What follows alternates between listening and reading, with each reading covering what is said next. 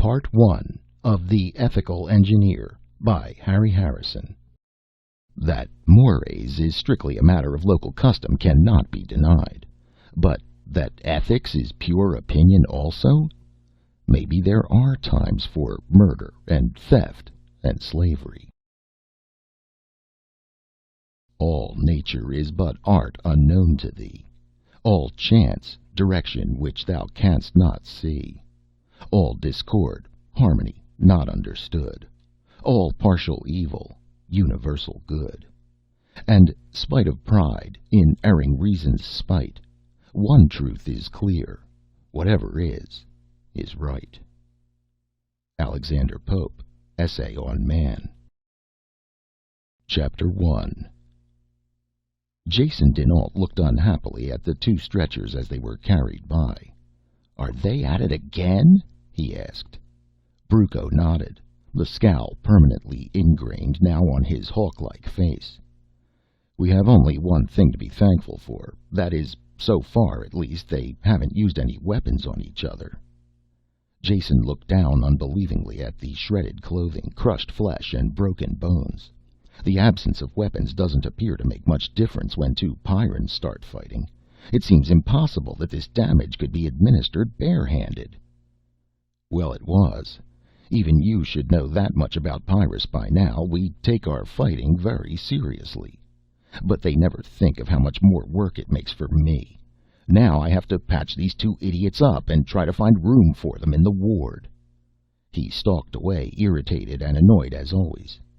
Jason usually laughed at the doctor's irascible state, but not today. Today, and for some days past, he had found himself living with a persistent feeling of irritation that had arrived at the same time as his discovery that it is far easier to fight a war than to administer a peace. The battle at the perimeter still continued. Still, the massed malevolence of the Pyrran lifeforms were not going to call a truce simply because the two warring groups of humans had done so. There was battle on the perimeter and a continual feeling of unrest inside the city. So far there had been very little traffic between the city Pyrrans and those living outside the walls, and what contact there had been usually led to the kind of violence he had just witnessed. The only minor note of hope in this concert of discord was the fact that no one had died, as yet, in any of these fearsome hand-to-hand conflicts. In spite of the apparent deadliness of the encounters, all of the Pyrrans seemed to understand that despite past hatreds, they were all really on the same side. A distant rumble from the clouded sky broke through his thoughts. "There is a ship on the radar," Meta said, coming out of the ground control office and squinting up at the overcast. "I wonder if it's that ecology expedition that Bruco arranged, or the cargo ship from Andion." "We'll find out in a few minutes," Jason said, happy to forget his troubles for the moment in frank admiration, since just looking at Meta was enough to put a golden edge on this gloom-filled day. Standing there, head back, searching the sky, she managed to be beautiful even in the formless Pyrran coverall. Jason put his arms around her waist and exacted a great deal of pleasure from kissing the golden length of her upstretched throat. "Oh, Jason, not now," she said in exasperation. Pyrran minds by necessity run along one track at a time, and at the present moment she was thinking about the descending spaceship. With a quick motion, scarcely aware of her action, she pulled his hands from her and pushed him away. An easy enough thing for a Pyrran girl to do, but in doing so she half fractured one of his wrists, numbed the other, and knocked Jason to the ground. "Darling, I'm sorry," she gasped, suddenly realizing what she had done, bending quickly to help him up. "Get away, you lady weightlifter," he growled, pushing aside the proffered hand and struggling to his feet. "When are you going to realize that I'm only human, not made of chrome steel bars like the rest of you people?" He stifled the rest of his words in disgust at himself, his temper, this deadly planet, and the cantankerousness of its citizens that was scratching away at his nerves. He turned and stamped away, angry at himself for taking out his vile mood on Meta, but still too annoyed to make peace. Meta watched him leave, trying to say something that would end this foolish quarrel, but unable to. The largest blank in the Pyrran personality was an almost complete lack of knowledge of human nature, and her struggle to fill in the gaps she was only just beginning to realize existed, was a difficult one. The stronger emotions of hate and fear were no strangers to her, but for the first time she was discovering how difficult and complex was this unusual feeling of love. She let Jason go because she was incapable of any other action. Of course, she could stop him by force, but if she had learned anything in the past few weeks, it was the discovery that this was one area where he was very sensitive. There was no doubt that she was far stronger than he, physically, and he did not like to be reminded about it. She went back into the ground control room, almost eager to deal with the impersonal faces of the dials and scopes, material and unchanging entities that possessed no conflicting problems. Jason stood at the edge of the field and watched the ship come in for a landing, his anger forgotten temporarily in the presence of this break in routine. Perhaps this was the ship full of scientific eggheads that Brucco was expecting. He hoped so. It would be a pleasant treat to have a conversation with someone about a topic more universal than the bore dimensions of guns. With practiced eye he watched the landing, which was a little sloppy. Either a new pilot or an old one who didn't care much. It was a small ship, so not many people would be aboard. Then the spacer turned for a moment in a landing correction, and he had a quick glimpse of a serial number and tantalizingly familiar insignia on its stern. Where had he seen that before? The ship touched down, and the flaring rockets died. There was only the click of cooling metal from the ship. No one emerged, nor did any of the Pyrrans seem interested enough in the newcomer to approach it. That must mean that no one had any business with it, and, of course, no curiosity either, for this, along with imagination, was in very short supply on the war-torn planet. Since no one else was making any moves, Jason went forward to investigate for himself. A stingwing that had escaped the perimeter guards dived towards him, and he blasted it automatically with his gun. The corpse thudded to the ground, and the soil churned about it as the insectile scavengers fought for the flesh. Only bare bones remained by the time he had taken 2 paces. A muffled whine of motors told him that the lower hatch was opening, and Jason watched as a hairline crack appeared in the thick metal, then widened as the heavy door ground outwards. Through the opening he had a glimpse of a figure muffled in a heavy-duty spacesuit. That must be Meta's work. She would have contacted the ship by radio while it was on its way down and explained the standing orders that no off-worlders were to be allowed out of their ships unless wearing the heaviest armor. Since the armed truce between the human inhabitants, there had been a lessening of the relentless warfare of the Pyrran life forms waged against the city, but only to a slight degree. Deadly beasts still abounded, and the air was thick with toxic diseases. A stranger unprotected would be ill in 5 minutes, dead within 10, or much sooner if a horn devil or other beast got to him in the interval. Jason felt a justified pride that he could walk this planet under his own power. The natives, adapted to the deadliness and heavy gravity since birth, were still his superiors, but he was the only off-worlder who could stand the dangers of Pyrrus. His gun whined out of his power holster into his waiting hand as he searched for some target to use his talents on. An armored piece of nastiness with a lot of legs was crawling into hiding under a rock, and he blasted it neatly with a single shot. The gun snapped back into the holster, and he turned to the open door of the spacer, his morale greatly improved. "Welcome to Pyrrus," he told the ungainly figure that clumped out of the ship. There was a hefty maser projector clutched in the armored gloves, and whoever was inside the suit, the face was invisible behind the thick and tinted faceplate, seemed exceedingly nervous, turning to look in all directions. "Don't worry," Jason said, fighting to keep a tone of smug satisfaction out of his voice. "I'll take care of things for you. I don't know what kind of horror stories you may have heard about Pyrrus, but they're all true. That's a nice-looking heat ray you have there, but I doubt if you could move fast enough to use it." The figure lowered the gun and fumbled for a switch on the front of the space armor. It clicked, and a speaker diaphragm rustled. "I'm looking for a man called Jason dinAlt. Can you tell me if he is on this planet or if he has left?" It was impossible to tell the speaker's tone from the rasping diaphragm, and no face was visible that might betray an emotion. This was the moment when Jason should have shown caution, and have remembered that there were thousands of policemen scattered across the galaxy who would heartily enjoy putting him under arrest. Yet he couldn't imagine any of them going to the trouble of following him here. And certainly there could be very little danger from a spacesuited man with a rifle, not to the man who had learned to take Pyrrus on its own terms and live. "I'm Jason dinAlt," he said. "What do you want me for?" "I've come a long way to find you," the speaker rasped. "Now," the gloved hand pointed. "What is that?" Jason's reactions were instantaneous. Conditioned to move without thought, he wheeled, crouched, the gun in his hand and finger quivering lightly on the trigger, pointed in the indicated direction. There was nothing unusual to be seen, just an empty field and the control building at the edge. "Whatever are you talking about?"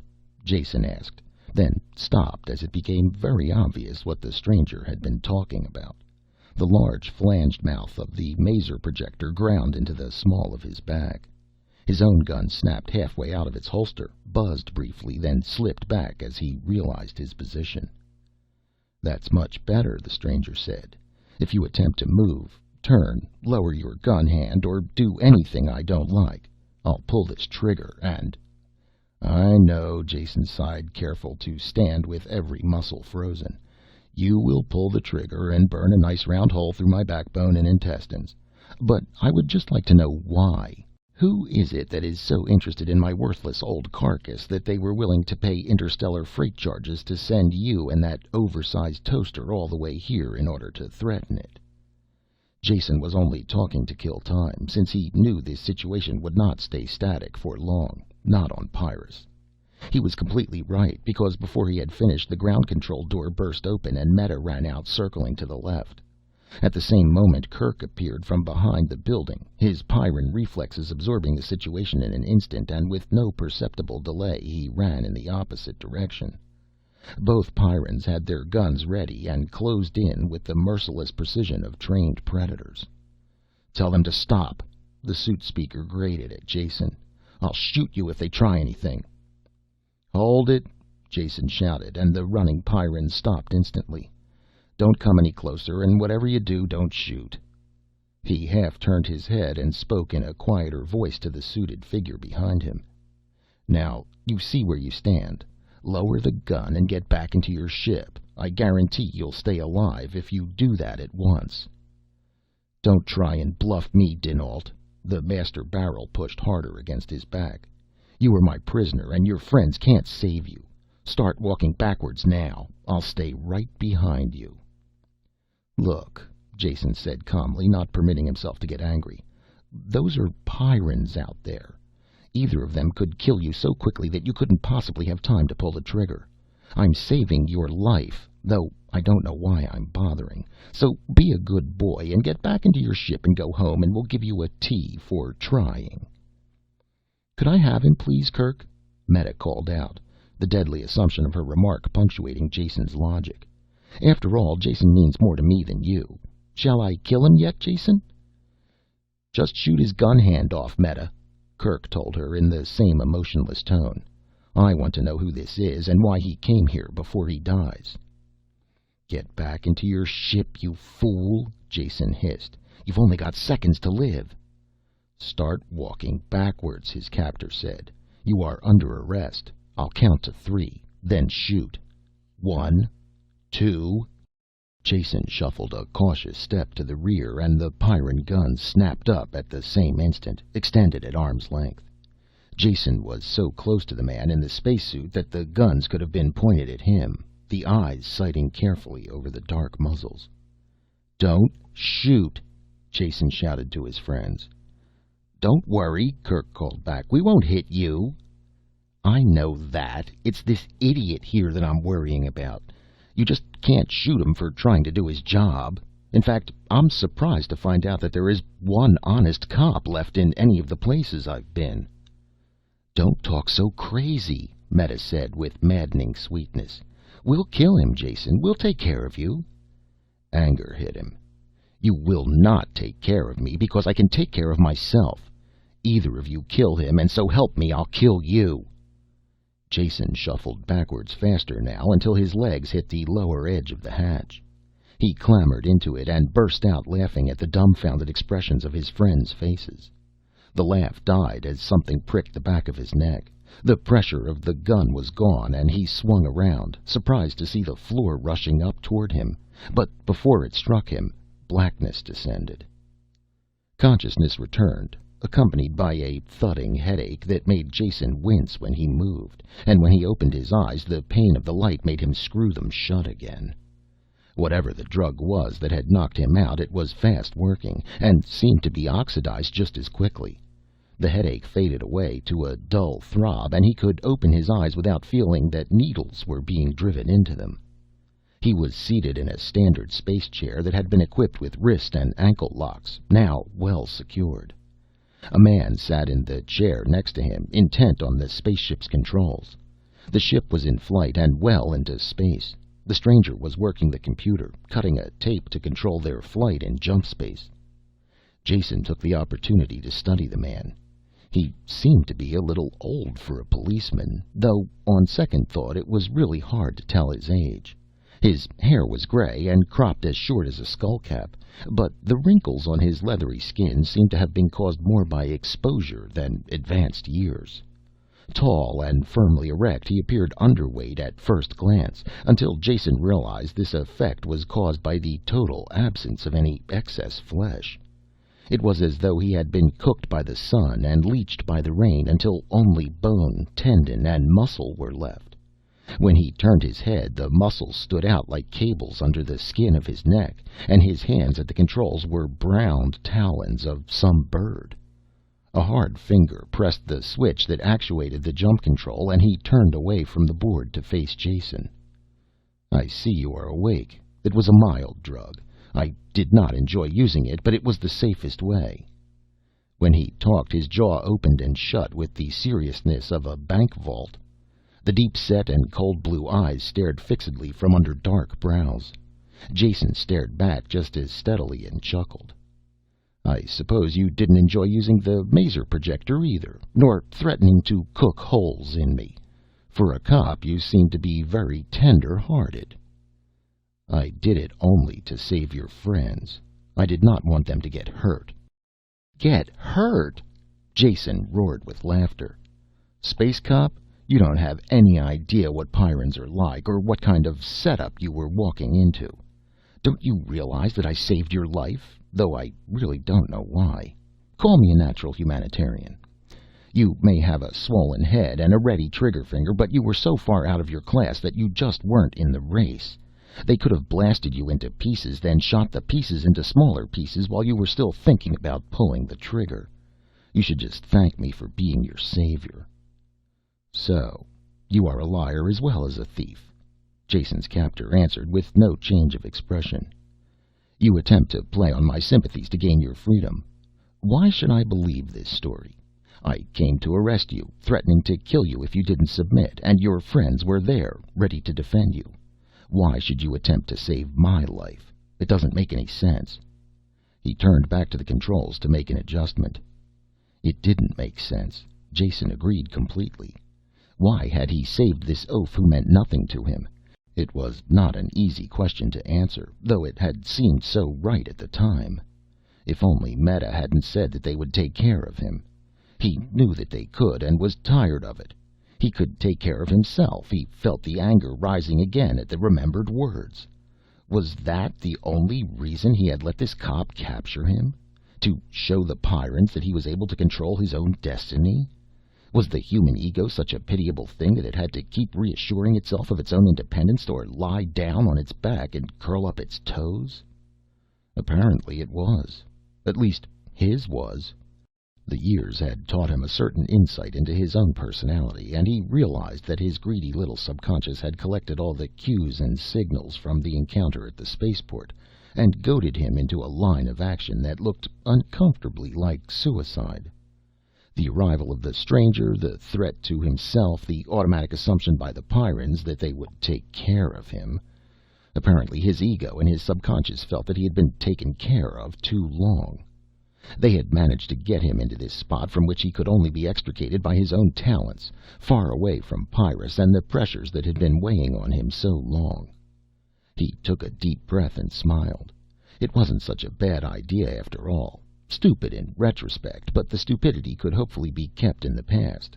Now he had to prove that there was something other than a death wish in his subconscious flight from Pyrrus, and he must find a way to reverse positions with this cop, whoever he was, which meant that he had to find out a little more about the man before making any plans.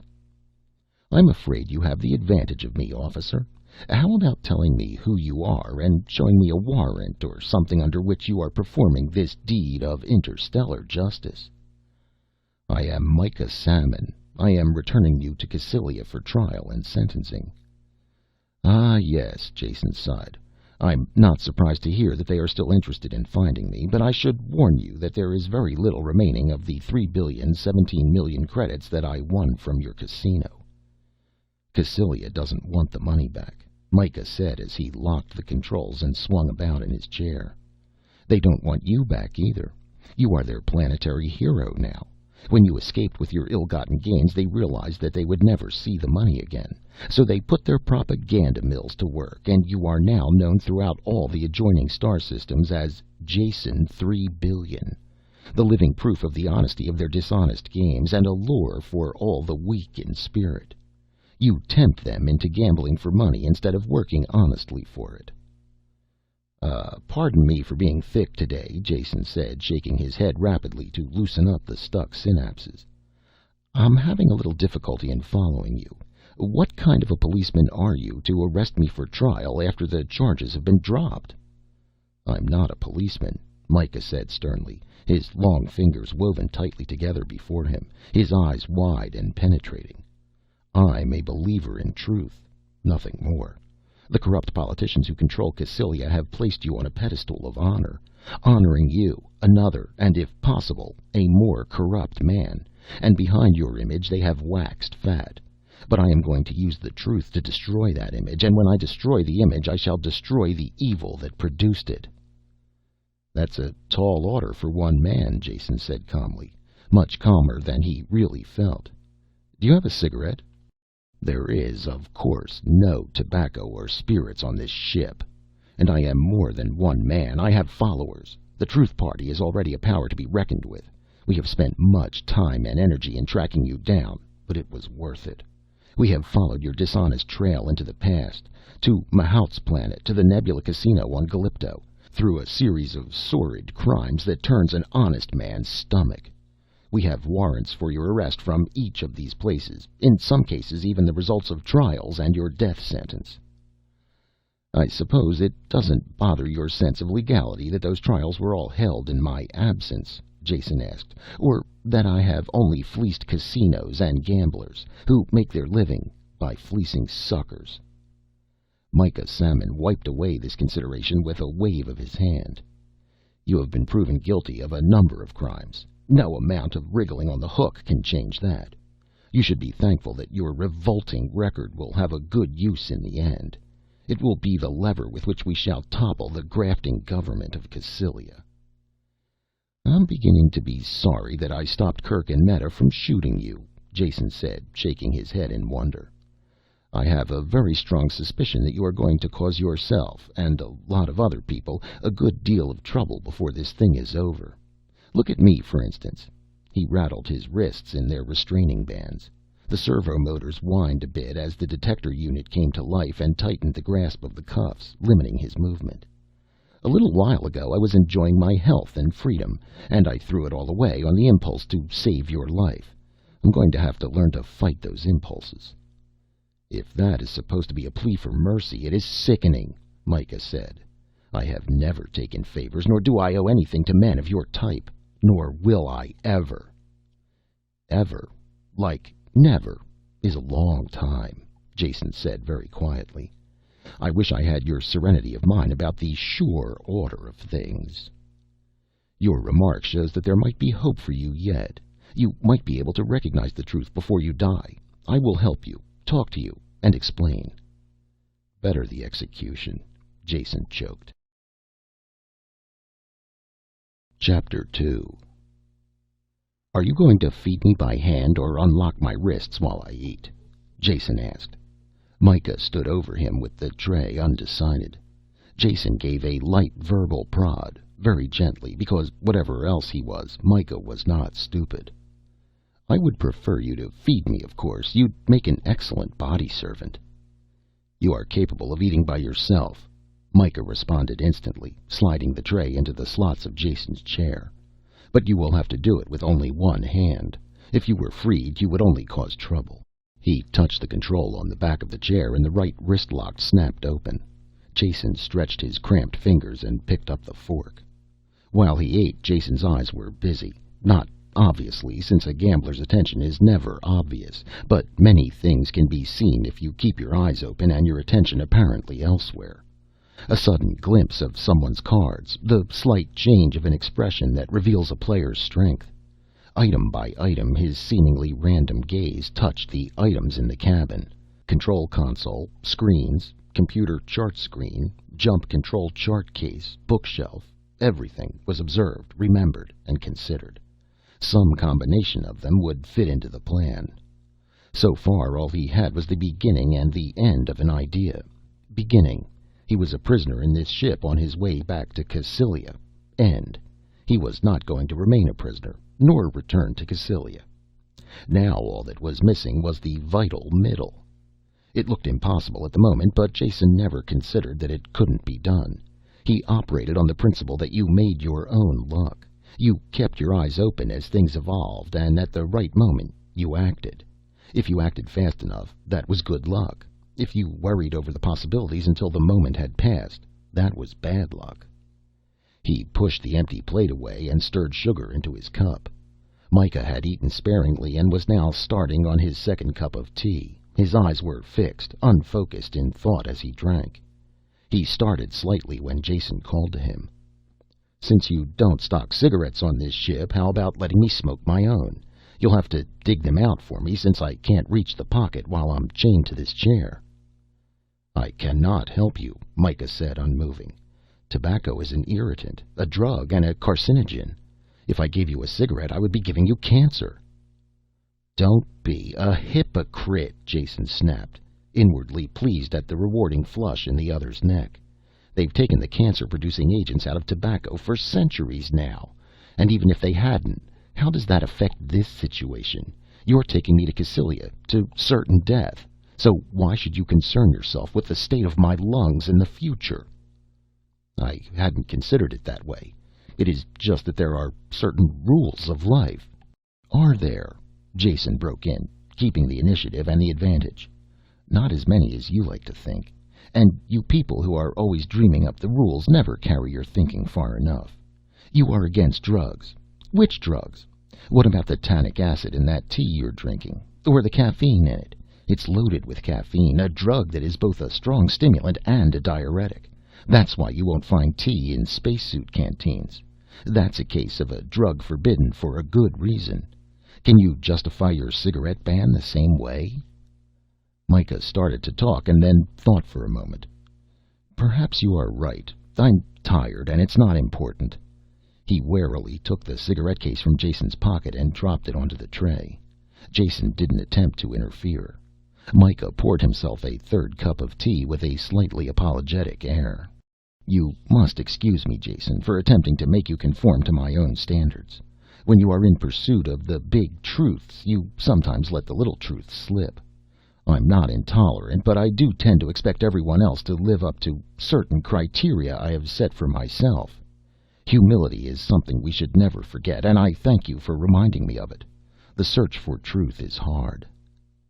There is no truth, Jason told him, the anger and insult gone now from his voice since he wanted to keep the captor involved in the conversation, involved enough to forget about the free wrist for a while.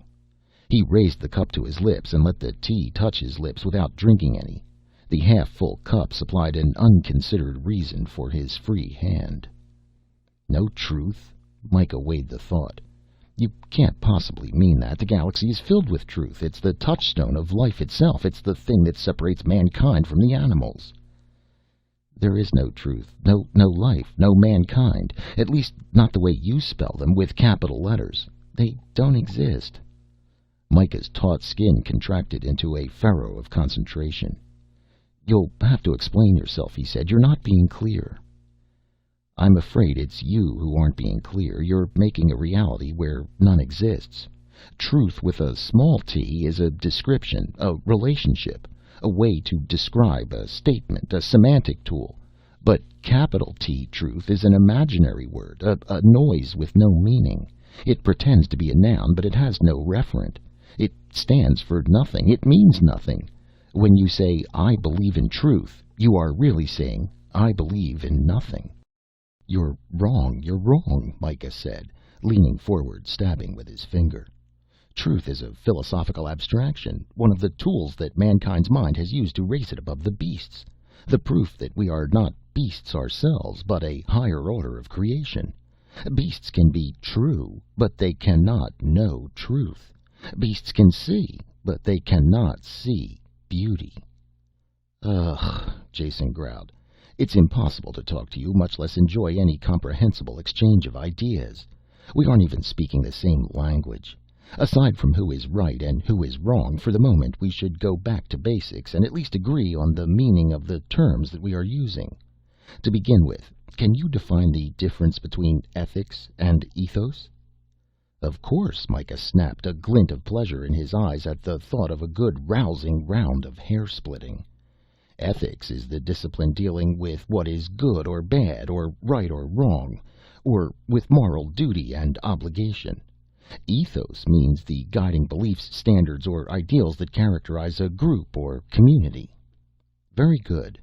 I can see that you have been spending the long spaceship nights with your nose buried in the books. Now make sure the difference between those two terms is very clear, because it is the heart of the little communications problem we have here. Ethos is inextricably linked with a single society, and cannot be separated from it, or it loses all meaning. Do you agree?" "Well—" Come, you have to agree on the terms of your own definition. The ethos of a group is just a catch-all term for the ways in which the members of the group rub against each other, right?" Micah reluctantly produced a nod of acquiescence. "Now that we agree about that, we can push on one step further. Ethics, again by your definition, must deal with any number of societies or groups. If there are any absolute laws of ethics, they must be so inclusive that they can be applied to any society. A law of ethics must be as universal of application as is the law of gravity." "I don't follow you." "I didn't think you would when I got to this point. You people who prattle about your universal laws never really consider the exact meaning of the term. My knowledge of history of science is very vague, but I'm willing to bet that the first law of gravity ever dreamed up stated that things fell at such and such a speed and accelerated at such and such a rate. That's not a law, but an observation that isn't even complete until you add, 'on this planet.' On a planet with a different mass, there will be a different observation. The law of gravity is the formula. The gravitational force is equal to the mass of both objects divided by the distance between the objects squared. And this can be used to compute the force of gravity between any two bodies, anywhere. This is a way of expressing fundamental and unalterable principles that apply in all circumstances. If you are going to have any real ethical laws, they will have to have this same universality. They will have to work on Cassylia, or Pyrrus, or on any planet, or in any society you can find. Which brings us back to you.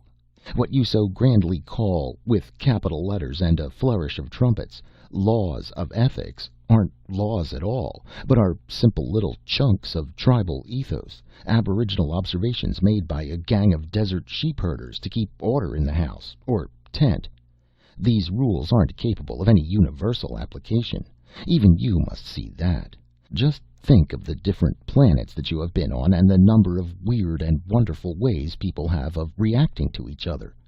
Then try and visualize 10 rules of conduct that would be applicable in all these societies. An impossible task. Yet I'll bet that you have 10 rules you want me to obey, and if one of them is wasted on an injunction against saying prayers to carved idols, I can imagine just how universal the other 9 are. You aren't being ethical if you try to apply them wherever you go. You're just finding a particularly fancy way to commit suicide. You are being insulting. I hope so. If I can't reach you in any other way, perhaps insult will jar you out of your state of moral smugness. How dare you even consider having me tried for stealing money from the Cassilia Casino, when all I was doing was conforming to their own code of ethics? They run crooked gambling games, so the law under their local ethos must be that crooked gambling is the norm. So I cheated them, conforming to their norm.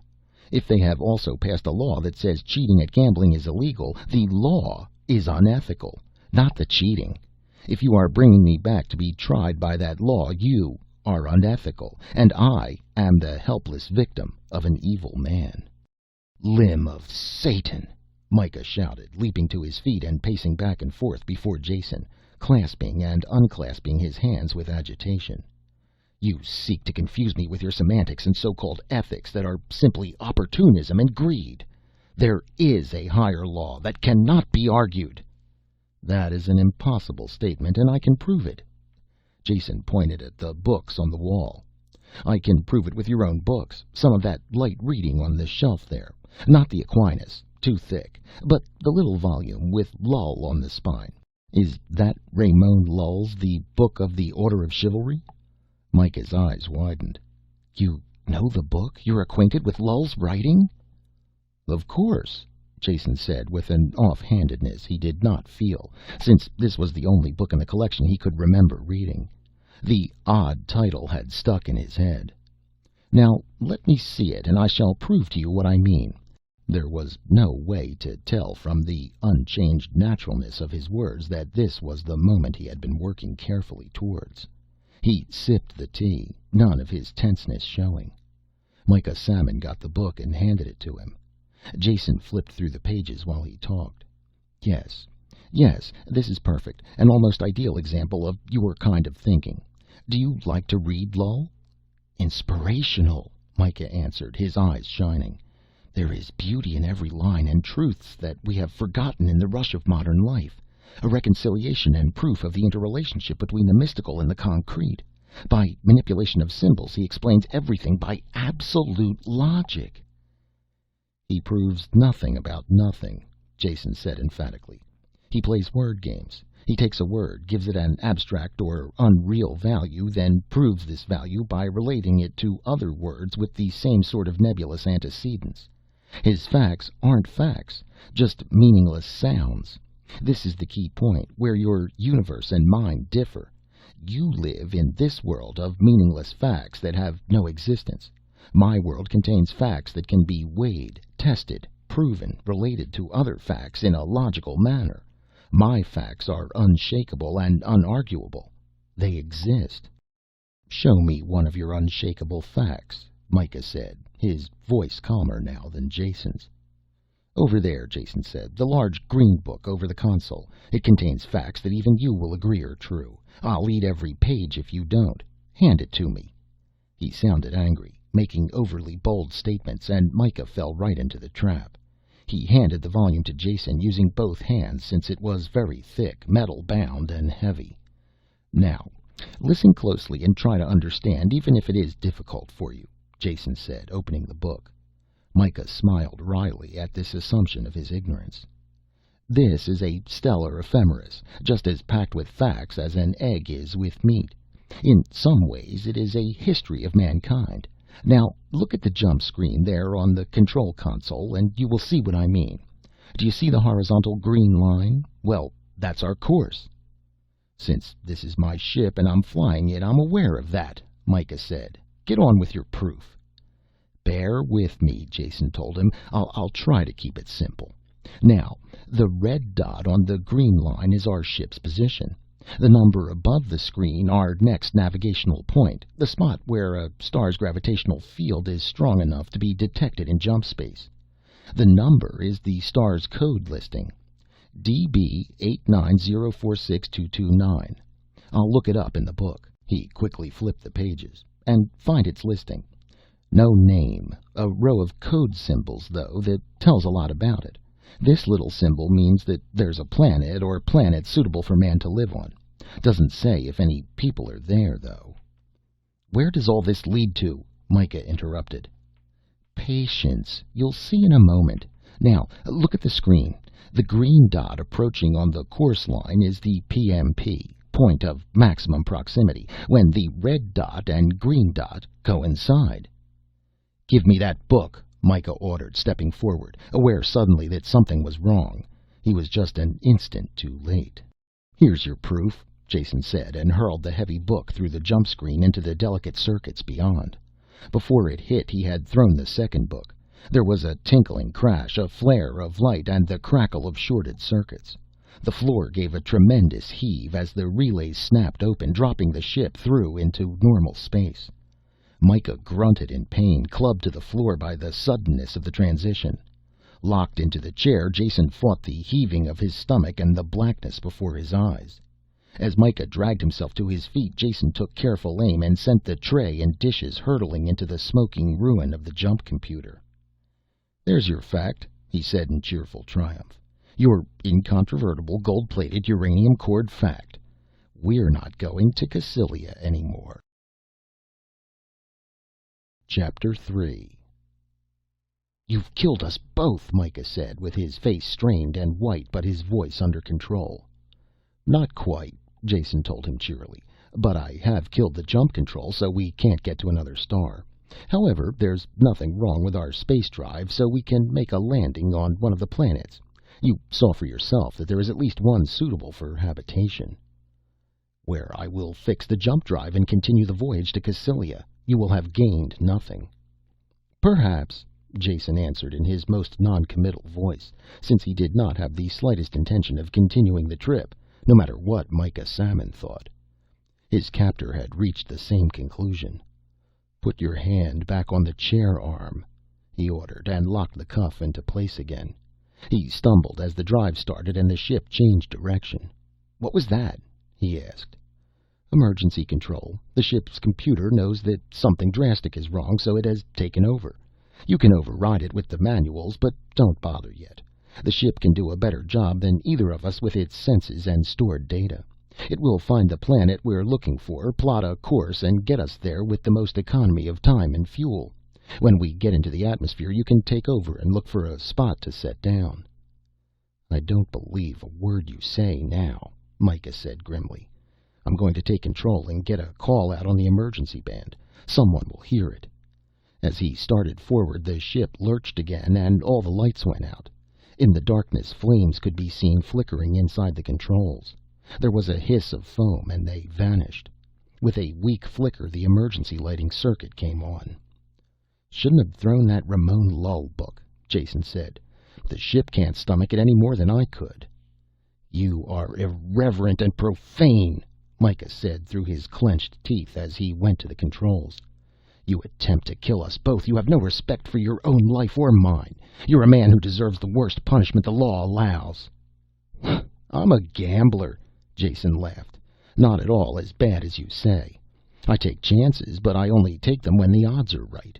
You were carrying me back to certain death. The worst my wrecking the controls can do is administer the same end. So I took a chance. There is a bigger risk factor for you, of course, but I'm afraid I didn't take that into consideration. After all, the entire affair is your idea. You'll just have to take the consequences of your own actions and not scold me for them." "You're perfectly right," Micah said quietly. "I should have been more alert. Now, will you tell me what to do to save both our lives? None of the controls work." "None? Did you try the emergency override, the big red switch under the safety housing?" "I did. It's dead, too." Jason slumped back into the seat. It was a moment before he could speak. "Read one of your books, Micah," he said at last. "Seek consolation in your philosophy. There's nothing we can do. It's all up to the computer now, and whatever is left of the circuits." "Can't we help? Repair anything?" "Are you a ship technician? I'm not. We would probably do more harm than good." It took 2 ship days of very erratic flight to reach the planet. A haze of clouds obscured the atmosphere. They approached from the night side, and no details were visible, or lights. If there were cities, we should see their lights, shouldn't we? Micah asked. Not necessarily. Could be storms, could be enclosed cities, could be only ocean in this hemisphere. Or it could be that there are no people down there. Even if the ship should get us down safely, what will it matter? We will be trapped for the rest of our lives on this lost planet at the end of the universe. Don't be so cheerful, Jason interrupted. How about taking off these cuffs while we go down? It will probably be a rough landing, and I'd like to have some kind of a chance. Micah frowned at him. Will you give me your word of honor that you won't try to escape during the landing? No. And if I gave it, would you believe it? If you let me go, you take your chances. Let neither of us think it will be any different. I have my duty to do, Micah said. Jason remained locked in the chair. They were in the atmosphere. The gentle sighing against the hull quickly climbed the scale to a shrill scream. The drive cut out, and they were in free fall. Air friction heated the outer hull white hot, and the interior temperature quickly rose in spite of the cooling unit. What's happening? Micah asked. You seem to know more about this. Are we through? Going to crash? Maybe. Could be only one of two things. Either the whole works has folded up, in which case we are going to be scattered in very small pieces all over the landscape, or the computer is saving itself for one last effort. I hope it's that. They build computers smart these days, all sort of problem-solving circuits. The hull and engines are in good shape, but the controls spotty and unreliable. In a case like this, a good human pilot would let the ship drop as far and fast as it could before switching on the drive, then turn it on full, 13 Gs or more, whatever he figured the passengers could take on the couches. The hull would take a beating, but who cares? The control circuits would be used the shortest amount of time in the simplest manner. Do you think that's what's happening? Micah asked, getting into his acceleration chair. That's what I hope is happening. Going to unlock the cuffs before you go to bed? It could be a bad landing, and we might want to go places in a hurry. Micah considered, then took out his gun. I'll unlock you, but I intend to shoot if you try anything. Once we are down, you will be locked in again. Thanks for small blessings, Jason said, rubbing his wrists. Deceleration jumped on them, kicked the air from their lungs in uncontrollable gasps, sank them deep into the yielding couches. Micah's gun was pressed into his chest, too heavy to lift. It made no difference. Jason could not stand nor move. He hovered on the border of consciousness, his vision flickering behind a black and red haze. Just as suddenly, the pressure was gone. They were still falling. The drive groaned in the stern of the ship, and relays chattered, but it didn't start again. The two men stared at each other, unmoving for the unmeasurable unit of time that the ship fell. As the ship dropped, it turned and hit at an angle. The end came for Jason in an engulfing wave of thunder, shock, and pain. Sudden impact pushed him against the restraining straps, burst them with the inertia of his body, hurled him across the control room. His last conscious thought was to protect his head. He was lifting his arm when he struck the wall. There is a cold that is so chilling it is a pain, not a temperature. A cold that slices into the flesh before it numbs and kills. Jason came to with the sound of his own voice crying hoarsely. The cold was so great it filled the universe. Cold water, he realized as he coughed it from his mouth and nose. Something was around him, and it took an effort to recognize it as Micah's arm. He was holding Jason's face above the surface while he swam. A receding blackness in the water could only have been the ship, giving off bubbles and groans as it died. The cold water didn't hurt now, and Jason was just relaxing when he felt something solid under his feet. Stand up and walk, curse you! Micah gasped hoarsely. I can't carry you. Can't carry myself. They floundered out of the water, side by side, four-legged, crawling beasts that could not stand erect. Everything had an unreality to it, and Jason found it hard to think. He should not stop, that he was sure of, but what else could he do? There was a flickering in the darkness, a wavering light coming toward them. Jason could say nothing, but he heard Micah cry out for help. Nearer came the light, some kind of a flare or torch held high. Micah pulled to his feet as the flame approached. It was a nightmare. It wasn't a man, but a thing that held the flare, a thing of angles, sharp corners, fang-faced and horrible. It had a clubbed extremity it used to strike down Myka.